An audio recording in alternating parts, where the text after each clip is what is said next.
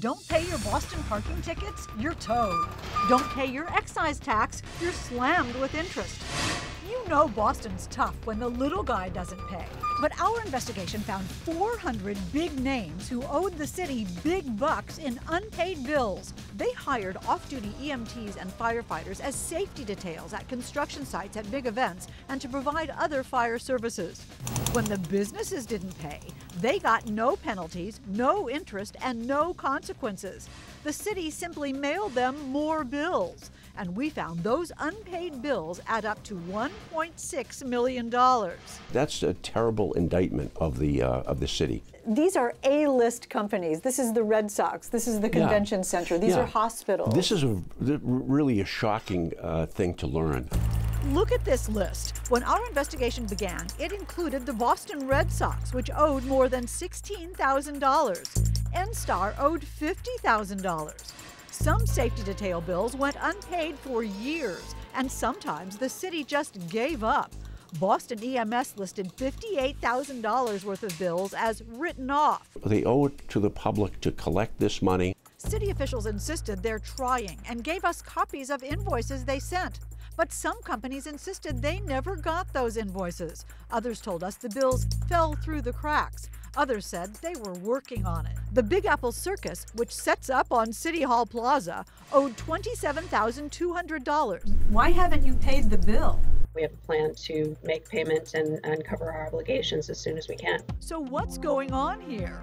A month after we asked for an on-camera interview, the mayor's office told us we are not planning on making anyone available. In an email, the city's CFO, David Sweeney, admitted to the unpaid $1.6 million and told us they're working to develop new systems that will increase our rate of collection.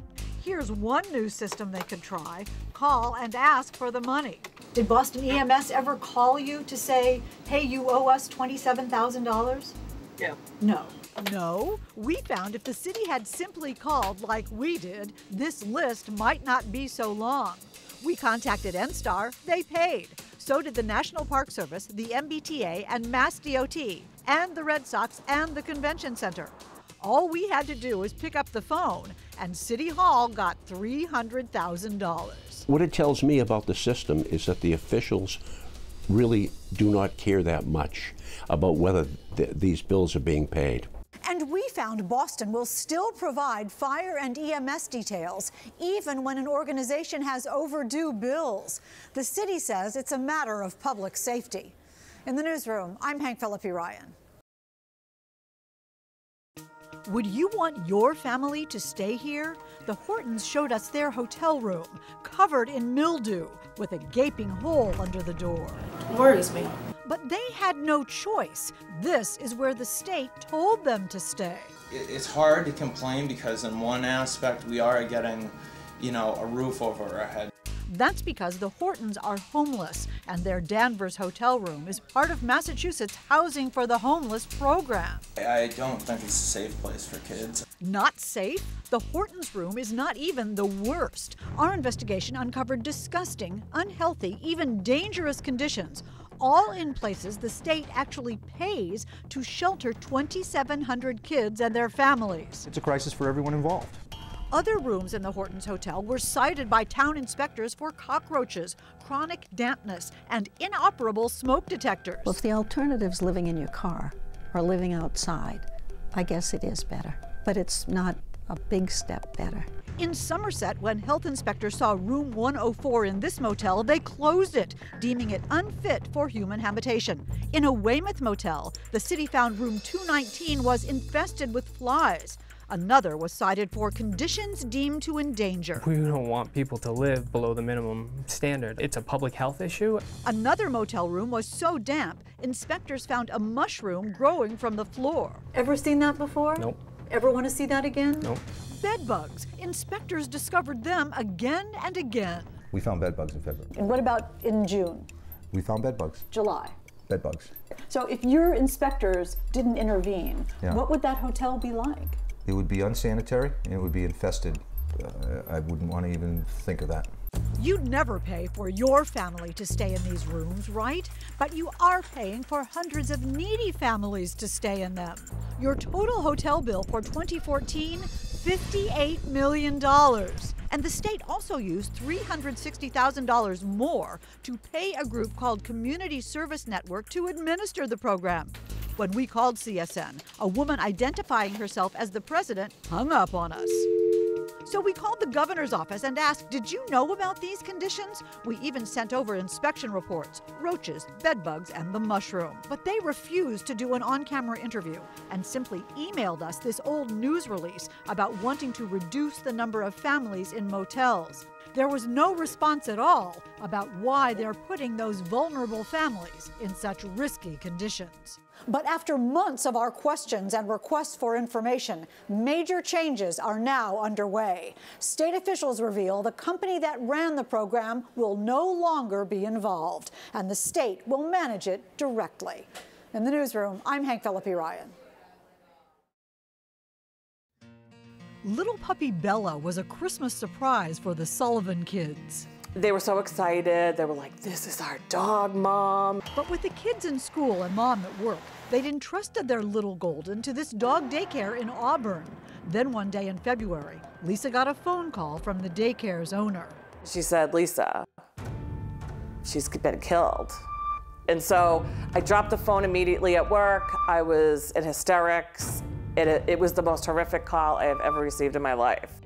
The local animal control officer's report shows Bella was attacked by another daycare dog or dogs and killed. The reports say the owner told the Sullivans the dogs were not being attended to at the time by a staff member. It's a tragic situation for everybody involved. What was going on at that daycare? Since a law passed nearly 3 years ago requiring local animal control officers to license and inspect dog daycares, we wanted to see the inspection reports, but we were told the place had not been inspected in the past year. And the years before? Unfortunately, we don't have written copies of those inspections. And our investigation reveals the laws to protect pets in daycares are often being ignored. We discovered uninspected dog daycares operating across the state, in Acton and Danvers and Boston. Officials admitted they hadn't been inspecting. That's not good. Not in Pembroke or Belmont or Somerville. Not in Quincy or Cambridge. It's horrible. The dogs need to be protected. And as a result of our story, in some communities, your pets may now be safer. Peabody, Westwood, Beverly, Everett, and Westford are now checking their local dog daycares. That's what also happened here in Salem. Until we told you about it, did you know? I did not. This animal control officer instantly began a crackdown, but he admitted no one had ever inspected this daycare, or this one, or this one. Not until now, and not one of them had a kennel license. Did you know that this place existed? I did not. We showed our findings to state officials. Every city or town that says no here is the place that's not inspecting. What do you think about that? That's something the municipalities are going to need to rectify. Is your pup at risk in an uninspected dog daycare? This heartbroken family, now left with only memories of Bella, thinks things should change.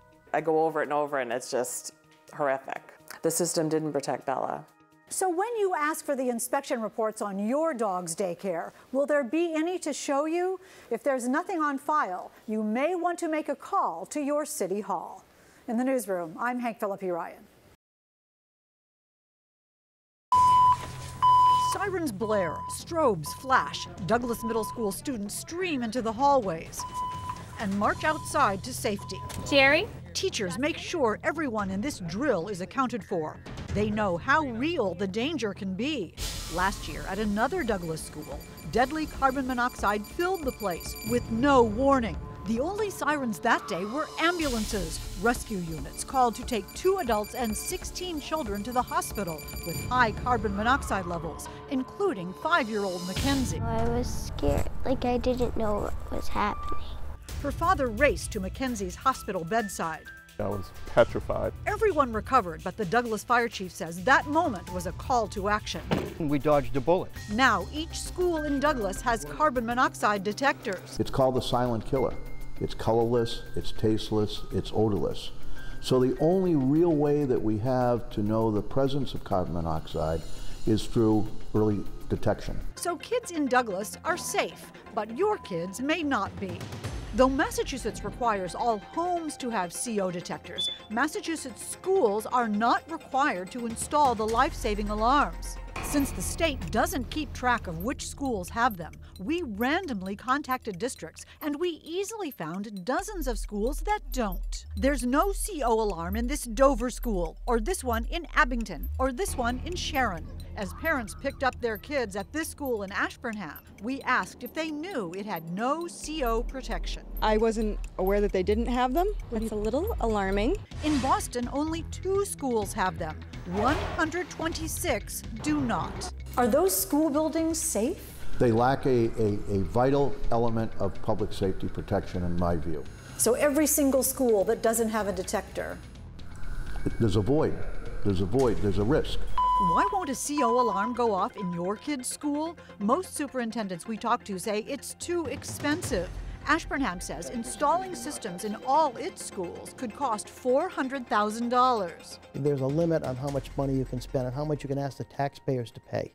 The town of Douglas changed its priorities after its near disaster, and parents there think other schools should do that too. The cost of a child's safety, you can't put a price tag on that. There are at least 2 bills on Beacon Hill to require CO detectors in schools. But right now, there's only one way for you to make sure your kids are protected. Call your school and ask if it's got a CO alarm system. In the newsroom, I'm Hank Philippi Ryan. In 2004, Doug Keyes left Watertown and drove west to Chicago, paying his very last toll on the Mass Pike with his Easy Pass transponder. Once in the Midwest, Doug got a new job, got married, and got a new home. He forgot about the $20 he'd left sitting in his Easy Pass account, the monthly deposit he'd paid in advance but never used. I just didn't really give the Easy Pass another thought. How many other people have forgotten or inactive Easy Pass accounts? We asked MassDOT, the agency that runs the system, and listen to this. You didn't know the total until we asked for this list. No, I didn't know what the numbers were. The numbers are shocking. They uncovered more than 81,000 accounts belonging to former Easy Pass users, and they're owed almost $2 million. So if they want this money back, they can have it. Yes. Why didn't you tell them it was here? With the antiquated system, it's not something that we tracked. Mass law says forgotten deposits like that must be handed over to the state treasurer's unclaimed property division so it can be publicly listed and returned to the rightful owners. But MassDOT's antiquated system was just holding on to it all.